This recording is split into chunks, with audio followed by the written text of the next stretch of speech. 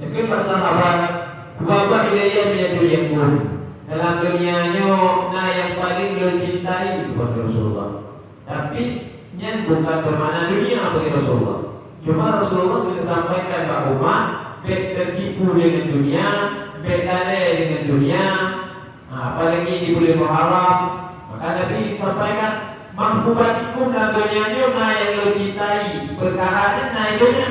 Di antara lagi yang dukung dan lu sangat mencintai di akhir dia perkaranya, tapi wa'ala kesadun alati wa'ati Rasulullah sallallahu alaihi wasallam. Tapi ini adalah perkara yang menjadikan Nabi untuk cinta dunia, galak dunia. Ya, ini apa? Yang pertama Nabi yang galak adalah tipu, yaitu menyewangi. Nabi sangat galak tipu, menyewangi. Maka Nabi galak hambanya adalah pakai menyewangi, wanita sembahyang, wanita ibadat dengan wangi-wangian. Maka diaman ditariknya serba urut hoy saja diserba dengan wangi. Jadi nak terpukul adalah itu jauh ini dengan wangi. Maka Nabi sangat galak tiba pakai wangi. Maka Nabi harus sama riwayat pakai wangi pak tampak kemudian Nabi duduk di akhir dua di asabek ini yang Nabi kemudian ke bawah ekor baru ke bawah badan Nabi. Begitulah keadaan dan kondisi Nabi. Maka dunianya bukan dunianya adalah ada manisnya, dunianya ada hiasnya. Maka bersambung dunianya adalah salah tak pergunakan makna dunianya. Karena Nabi sangat galak menyewangi.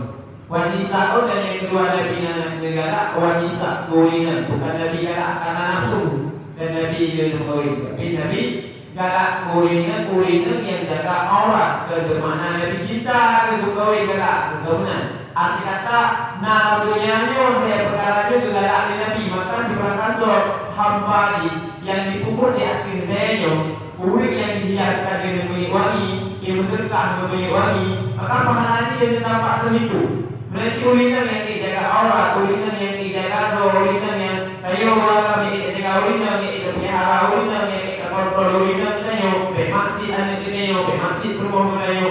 Sesungguhnya ini adalah perkara pada dicintai. Menurut bagaimana Nabi cinta kepadanya. Waktu ayat Quratul Ain disalati. Kemudian yang kedua Nabi katakan, "Yuhikat Quratul Ain." Nabi memandang memelihara mata dan hati dalam kebayang. Makanya adalah perkara Nabi. Maka orang yang jaga hati, yang jaga mata waktu itu bayang berusaha untuk menjaga matanya, menjaga hatinya, memelihara kebayangnya, lisannya, matanya, lidahnya, gerak gerik dalam kebayang. Sehingga yang pelihara dia. Makanya perkaranya adalah perkara yang paling galak. Ya, kemudian